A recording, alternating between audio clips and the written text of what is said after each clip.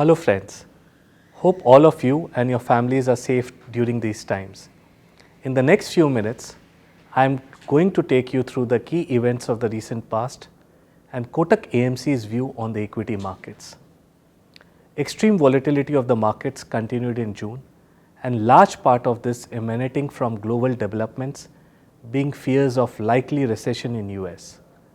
Global markets, led by Nasdaq, corrected significantly in the first half of June, following Fed's record rate hike of 75 basis points, the highest since 1992, in a bid to tame inflation, which, along with quantitative tightening, raised market concerns of further growth slowdown. This led a chain reaction of extreme volatility across equities globally. At one point, friends, during the month, Nasdaq was down almost 8 to 10%. S&P was down almost 6 to 7%. Nifty in India was also down 4 to 5% mid-month.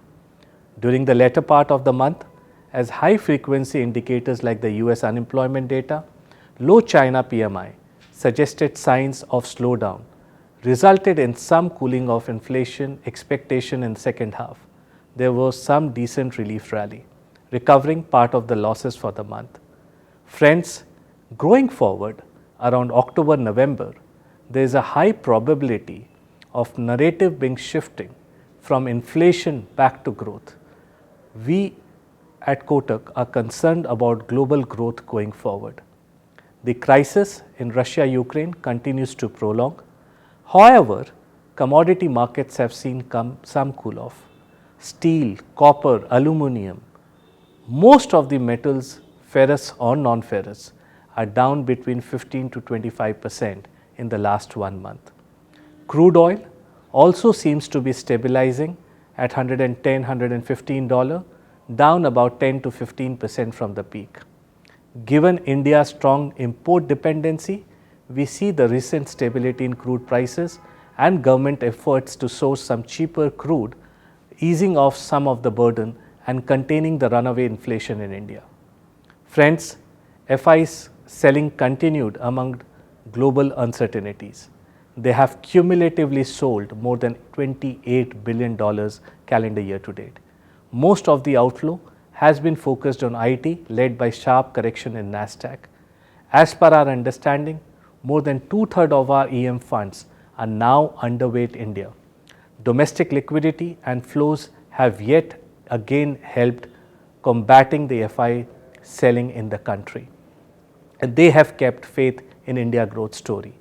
We believe that once the geopolitical stabilizes and relative valuation of India moderates, FIs can resume buying again.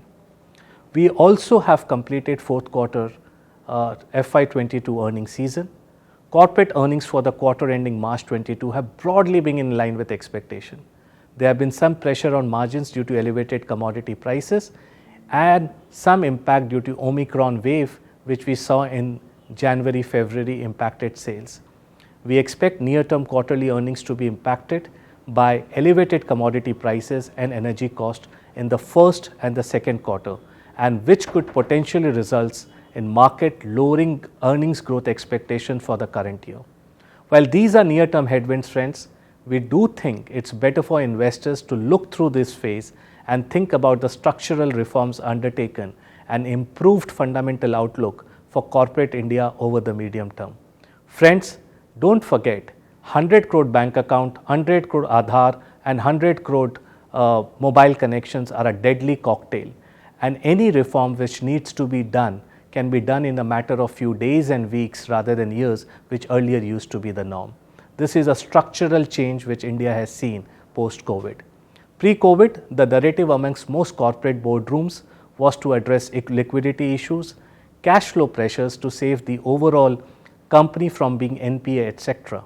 However, corporate growth or strong growth post initial COVID period led to cash flows from operations nearly doubling over the last 2 years, which has significantly changed boardroom discussions from deleveraging to growth. Many corporates have now started to focus on investments over the next few years. This improving investment outlook, along with financialization of savings, does provide a strong runway for investments in equities in the medium term.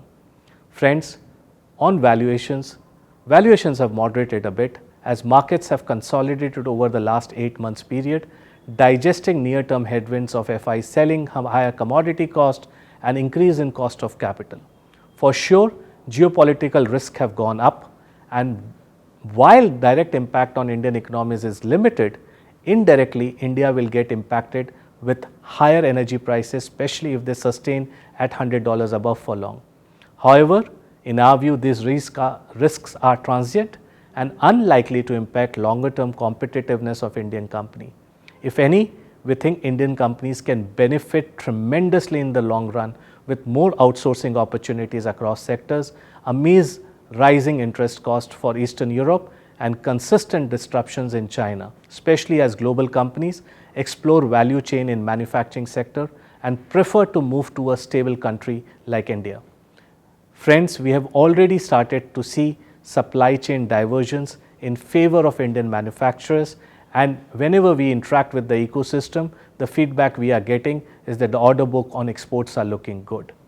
Given that ups and downs are part and parcel of asset classes like equities, amid global concerns on inflation, rising rates and global outlook, it is only natural to expect higher volatility in the times ahead, and we need to contend with higher volatility in 2022.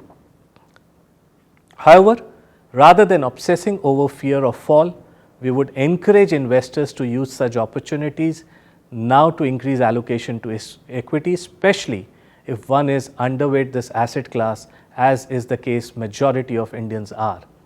Given this, a disciplined asset allocation with focus on long-term goals is imperative, and equities continue to important avenue to fulfill longer-term goal obligations.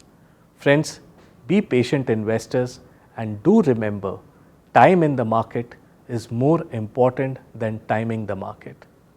Friends, with this, see you all soon. Thank you and stay safe. Mutual fund investments are subject to market risks. Read all scheme-related documents carefully.